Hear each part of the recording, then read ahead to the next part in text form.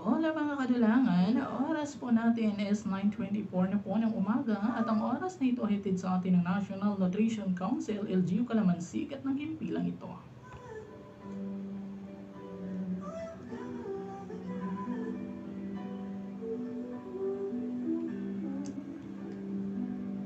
Kaya naman mga kadulangan sa oras na ito, public service announcement, kung sino man po sa inyo ang nakapulot po ng Tecno na cellphone, ito po ay kulay itim with cover case. Ito po ay pagmamayari po ni Mrs. Esperanza Puentes. Siya po ay galing dito sa Colored Stool sa may plaza going to Barangay Cadiz. Siya po ay nagsakay ng payong-payong.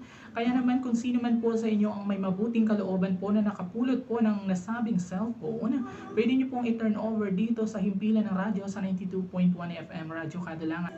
Kaya naman mga kadulangan, yan lamang po sa umagang ito. Maraming salamat po and keep safe.